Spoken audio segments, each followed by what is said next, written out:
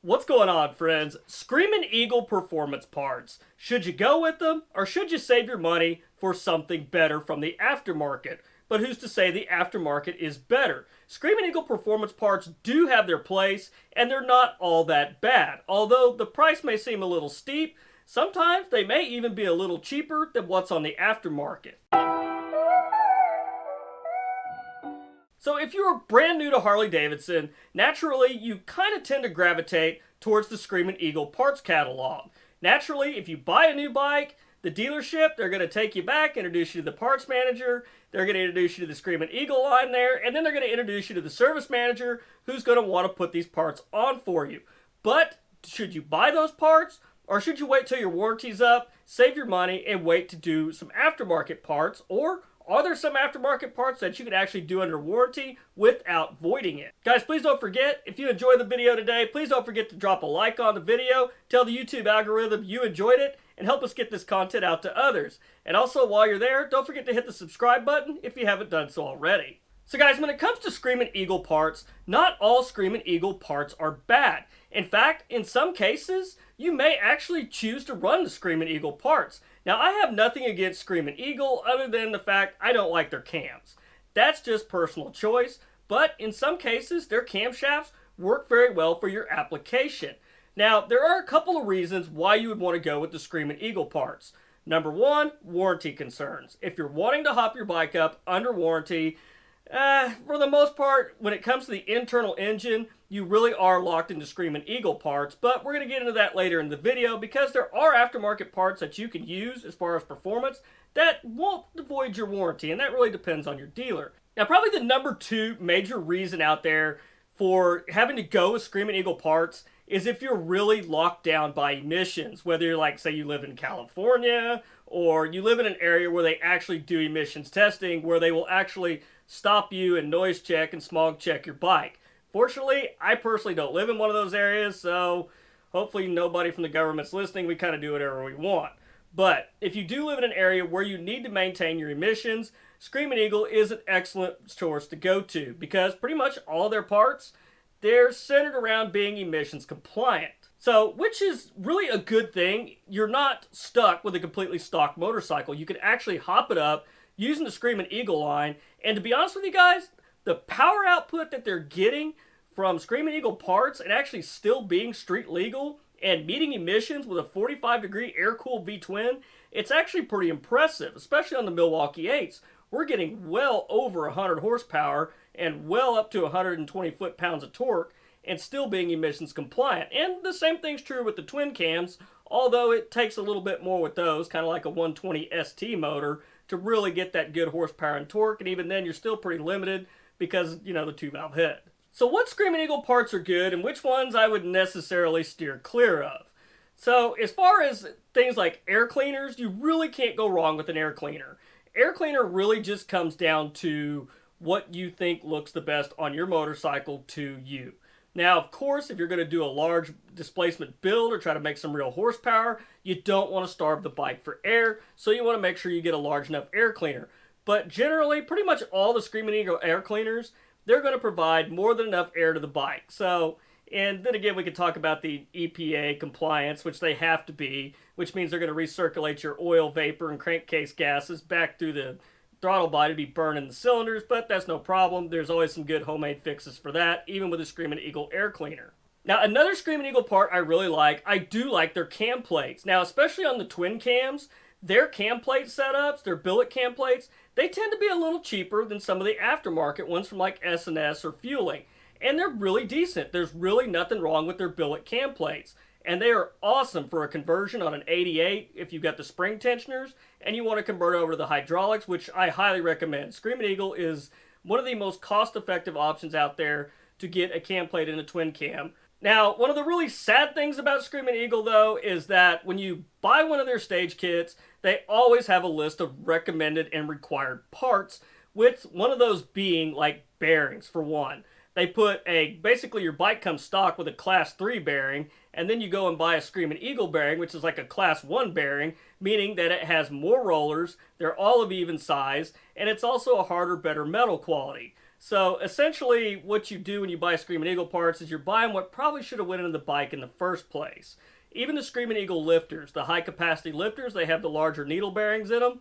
That's really honestly something that should come in the CVOs and the 110 bikes. Because the 110 bikes with the 255 cam and the heavier beehive and the heavier valve springs, and the stock lifters didn't hold up too well with those, and sometimes there was some lifter failures caused by those valve springs in that 255 cam. So the other thing that I really am not a fan of with Screamin Eagle is their exhaust systems. Now, their exhaust systems are great for low-end torque. If you are wanting to have a more milder, quieter exhaust, and you really want to focus on those torque numbers, there's really not a better exhaust system out there for low-end torque other than the Screamin Eagle. But with the Screamin Eagle systems, it is a huge trade-off on the big end. You're going to gain massive low-end torque using a Screamin Eagle exhaust system, whether it be the slip-ons, or if you have a touring model, they have a full header, complete replacement system, which it does actually produce pretty decent power when paired with one of their stage kits. Now, mind you, it does cost horsepower on top, but you really do make that up with a large amount of torque down on the bottom. Now, granted, a lot of that horsepower and torque, too, is also limited by the Screamin Eagle cams.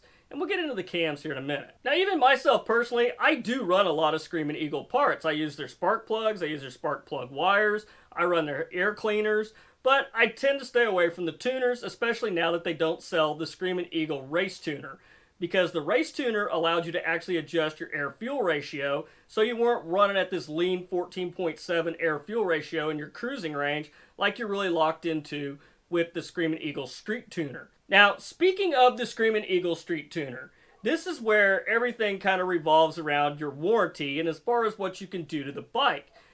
Now, if you're under warranty, it really depends on your dealership. What are they willing to warranty and send to Harley-Davidson if you were to have an issue?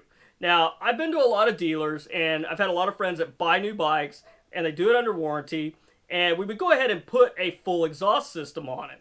Complete full aftermarket exhaust system, which is fine, but the trick is that you have to tune it with the Screamin Eagle tuner.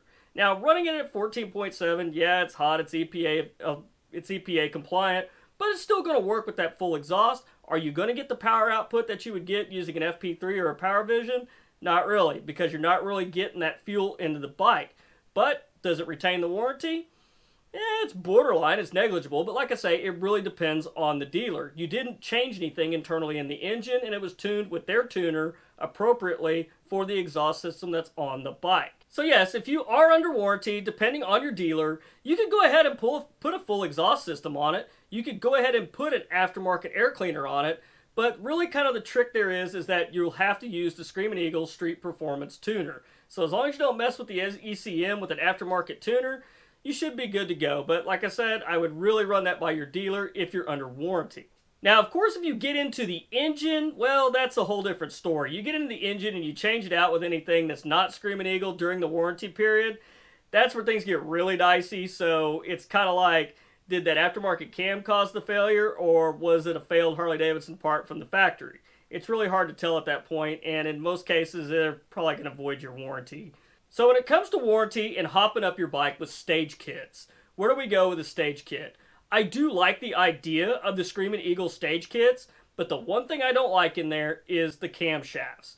There is absolutely nothing wrong with Harley-Davidson's big bore cylinders, their high compression pistons. There's really nothing wrong with those components. In fact, they're actually pretty dang good. But the camshafts are what really holds these back. And also, their CNC heads, they're pretty good too. I mean, arguably, we can argue about heads all day from one head porter to another. S&S has heads. Just about everybody out there is going to port heads, and they're going to say theirs is better, and this is why, and those are junk, and this is why. So for the most part, everything within the Screamin Eagle kits are good. The issue that I have with them is if you invest that kind of money in a Screamin Eagle kit, you're going to get it. You're going to get it on the dyno, and even with a good exhaust system, a good air cleaner, and a good tune in it, you might be a little disappointed by the numbers. And that's the one thing that holds them back is the camshafts. Now, you could take that exact same Screamin Eagle kit, swap it out for a good aftermarket camshaft, and it's a whole new ball game. You're making 10 more horsepower, 10 more foot-pounds of torque, and you're right up there where you expected to be with the kit, probably even more. So when it comes to the kits, I really hate to see somebody spend, say, $2,500 on a kit where they got the cylinder heads, they got the big bore cylinders, they got the high compression pistons, you got the intake, you got the throttle body, you got everything you need to put this together, and then get disappointed with the numbers, and then have to turn around and spend another $350 for an aftermarket cam, get back into the engine, and go through half of this work that you already just had done. Although if you did get a Screamin Eagle kit, you've likely got the adjustable push rod, so it's not quite as invasive as the first time it went in, but anyhow, you're still spending money and it still sucks. So if you really wanted to go with Screamin Eagle parts, I would highly suggest going with their cylinders and their pistons. That's great, but get the aftermarket camshaft. Get a good aftermarket camshaft that's going to target the compression ratio that you're looking at with your build. And in fact, a good way to do this is look at the stage kits. See what's in there, see what you like. If you like the cylinders, you like the pistons, or hell, if you even like the heads, get the heads. But just make sure you put an aftermarket camshaft in there and you don't have to go back in and do this twice. So guys, the reason why I wanted to do this video today was I've had a lot of people comment and ask me about the Screamin Eagle parts. Are they any good? How do they compare to the aftermarket? Well, the parts themselves are really good. I just personally don't like their camshafts because, as I mentioned, they're really centered around being emissions compliant.